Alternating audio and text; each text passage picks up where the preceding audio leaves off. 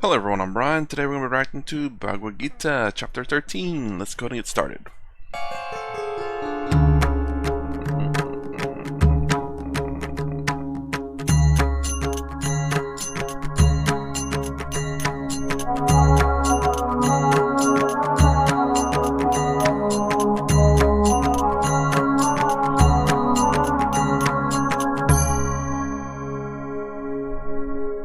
Never heard of this yoga.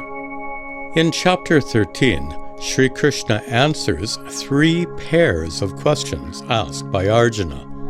First, what are Kshetra and Kshetrajna, the field of experience and the experiencer? Second, what are Jnanam and Jneyam, knowledge and the object to be known? And finally, what are Prakriti and Purusha, nature and consciousness? I've heard of the last part before. Prakritim Purusham Oops, sorry. CC is on, okay.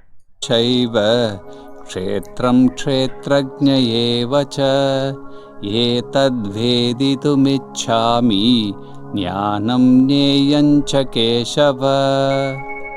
Idam shariram kaunteya kshetramityabhidhiyate etadyo veti tam prahuhu kshetrajna iti tadvidah kshetrajnam chapi mam vidhi sarvakshetreshu bharata kshetrakshetrajnayor jnanam yattajnanam matam mama Tatkshetram yaccha yadricha yadvikari yatascha yat sachayo yat prabhavascha tatsamasena me shrunu rishibhir bahudha gitam Chandobhir vividai pratak Brahma sutra pataischaiva hetumadbhir vinishchitaihi mahabhutanyahankaro buddhiravyaktameva cha indriyani dashaikancha panchachendriya gocharaha Ichha dvesha sukham dukkham Sanghataschetana dhritihi Etat kshetram samasena Savikaramudahritam. Next, Sri Krishna explains Jnanam, spiritual knowledge, by identifying 20 important qualities that must be cultivated by one who wants to gain that knowledge. Then he explains Jneyam, the object to be known, as being Brahman, absolute reality. Amanitvam adambhitvam ahimsa kshantirarjavam acharyopasanam shaucham sthairyamatma vinigraha indriyartheshu vairagyam anahankara eva cha janma mrityujara vyadhi dukkhadoshanu darshanam asaktiranabhishwangaha putradara-grihadishu nityancha samachittatvam ishtanishtopapatishu mayi chananyayogena bhaktiravyabhicharini viviktadesha-sevitvam aratirjana samsadi adhyatma-jnana-nityatvam tattva-jnanartha-darshanam etajnanamiti proktam ajnanam yatatonyata jneyam yattat pravakshyami yajñātvāmritamashnuते anādimat param brahma nasattannāsaduchyate सर्वतः पाणिपादं तत् सर्वतोक्षिशिरोमुखं सर्वतः श्रुतिमल्लोके सर्वमावृत्य तिष्ठति सर्वेन्द्रियगुणाभासं सर्वेन्द्रियविवर्जितम् असक्तं सर्वभृक्षैव निर्गुणं गुणभोक्तृ च बहिरन्तश्च भूतानाम् अचरं चरमेव च सूक्ष्मत्वात् तदविज्ञेयं दूरस्थं चान्तिके च तत्. Okay, right there. Being imperceptible, it cannot be known. It's kind of crazy. How can it not be known?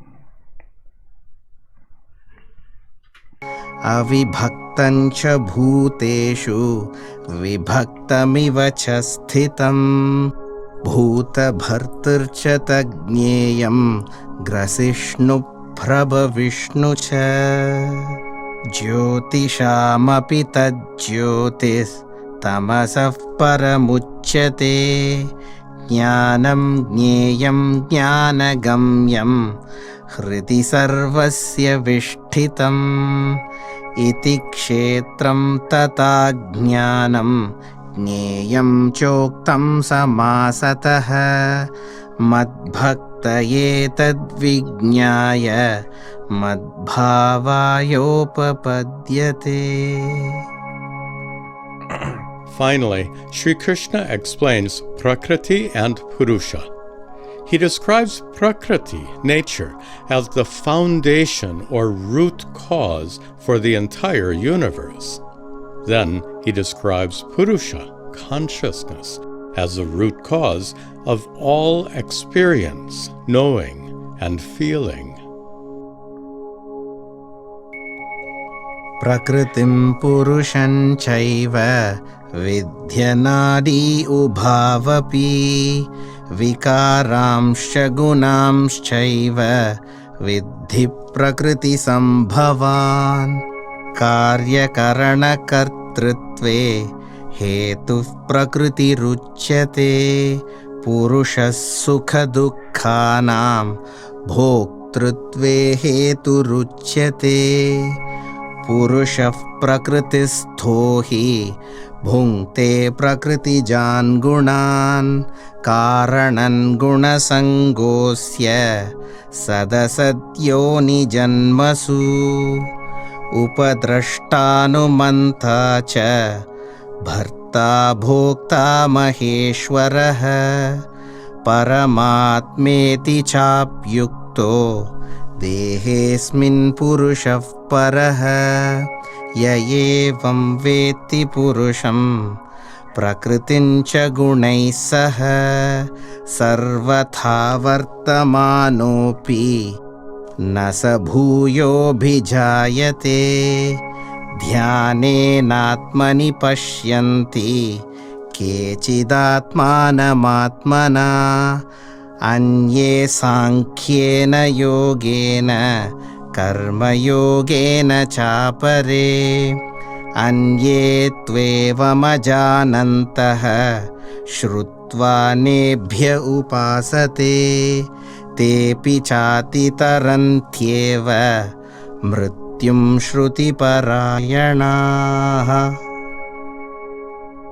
In the remaining verses, Sri Krishna describes the glories of an enlightened person, one who has discovered his true inner nature to be pure consciousness, consciousness that pervades the world and abides in all beings, yet remains untouched by suffering of any kind.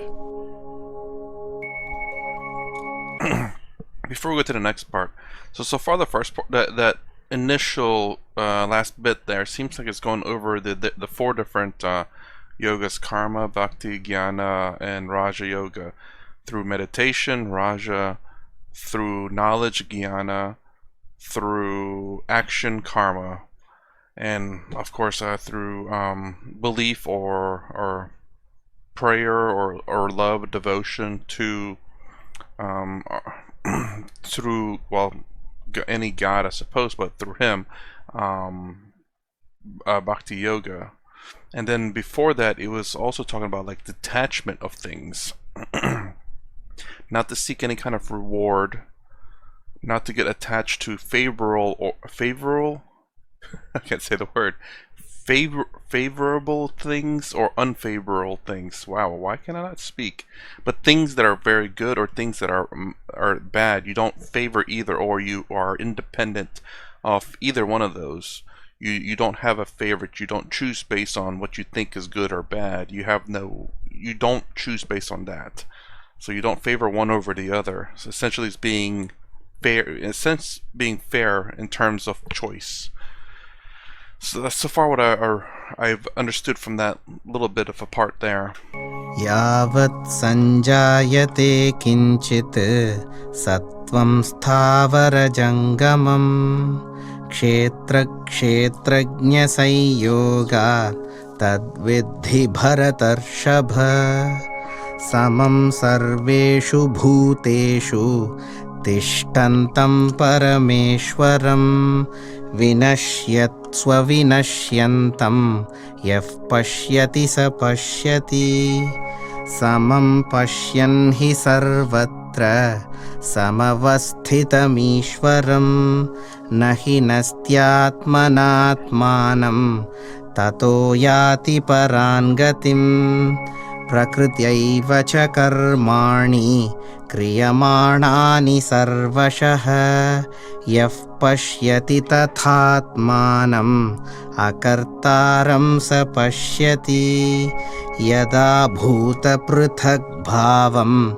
एकस्थमनुपश्यति तत एव च विस्तारं ब्रह्म सम्पद्यते तदा अनादित्वान् निर्गुणत्वात् परमात्मायमव्ययः शरीरस्थोऽपि कौन्तेय न करोति न लिप्यते यथा सर्वगतं सौक्ष्म्यात् आकाशं नोपलिप्यते सर्वत्रावस्थितो देहे तथात्मानोपलिप्यते यथा प्रकाशयत्येकः कृत्स्नं लोकमिमं रविः क्षेत्रं क्षेत्री तथा कृत्स्नं प्रकाशयति भारत क्षेत्रक्षेत्रज्ञयोरेवम् अन्तरं ज्ञानचक्षुषा भूतप्रकृतिमोक्षं च ये विदुर्यान्ति ते परम्। ॐ तत्सत् इति श्रीमद्भगवद्गीतासूपनिषत्सु ब्रह्मविद्यायां योगशास्त्रे श्रीकृष्णार्जुनसंवादे क्षेत्रक्षेत्रज्ञविभागयोगो नाम त्रयोदशोऽध्यायः। I'm going to watch that last part again. यः शरीरस्थोऽपि कौन्तेय न करोति न लिप्यते। This right here neither acts nor gets affected. That sounds like karma yoga to me. यथा सर्वगतं सौक्ष्म्यात् आकाशं नोपलिप्यते सर्वत्रावस्थितो देहे तथात्मानोपलिप्यते यथा प्रकाशयत्येकः कृत्स्नं लोकमिमं रविः क्षेत्रं क्षेत्री तथा कृत्स्नं प्रकाशयति Bharata क्षेत्रक्षेत्रज्ञयोरेवम्। The field of experience and experiencer, wisely discerning the difference. अन्तरं ज्ञानचक्षुषा भूतप्रकृति And discerning one's difference from nature, they reach the supreme. that right there, I was a bit confused. I thought I might have misread it. Discerning one's difference from nature to reach the supreme, as though they are different from nature. And then I thought Advaita Vedanta preaches that, you know, there is no difference, we're all one. Kriti mokshancha ye viduryanti te param. But perhaps it's more along the lines of realizing that you discern the difference from nature as in your nature, your body, your natural instincts, what is naturally your body. So emotion, you know, survival, and all of those things that kept you alive in terms of the nature. You realize that yes, that is the body, but it's not who you truly are. Once you're able to discern the difference between your body and your true self, you're able to reach the supreme, or, you know, realize, become, in a sense, enlightened. Realize what is reality, not Maya. You know, what is not an illusion. What is the true, what your true self is, Atman Brahman. So it's oddly a, how do I say? I won't say an oddly a path, but it is a path to obvious enlightenment. But it's always been all is one. And of course here saying discerning what is in a sense false in reality, but the fact that discerning meaning that there's two objects in being able to tell them apart, duality. But the duality in this one is more along the lines of realizing what is not you and what is you. So that's the reason why towards the end I was like, I have to hear this again. Did I misread this, or I have to read this again because I can understand the language. But I thought I must have misread it. But again, probably the true interpretation of that is probably the fact that it's not to say that there's duality in this world, because Advaita Vedanta preaches there's only one reality, and we are it. And the fact that the discerning the difference, meaning that when you're trying to discover your true self, you must realize that this body, your emotions, the world itself is false. Separating the falseness of this world with the reality that is you. And I remember a long time ago now that it makes sense. You know, I never understood Advaita Vedanta. I don't say I never understood. I didn't quite understand it at the time, because they were teaching duality to teach non-duality. In a sense, this is exactly what it is, where you discern Maya and Brahman to realize what you truly are, and then to realize that Maya itself is also you. It's just that it was just to help you discover your true self, and to help you understand what Maya is once you discover your true self. You understood as duality, but when you understood your true self, you understand singularity in a sense. I believe that's how it's meant to be interpreted. Or at least that's my interpretation of it. It's the fact that you see duality here, and it's like Advaita Vedanta doesn't necessarily preach that, but in certain teachers they do teach duality to help understand singularity, or Advaita Vedanta. So anyways, that's my reaction to Bhagavad Gita chapter 13. If you like my content, please consider subscribing. Thumbs up, thumbs down below. Thanks for watching. I'll see you in the next vid.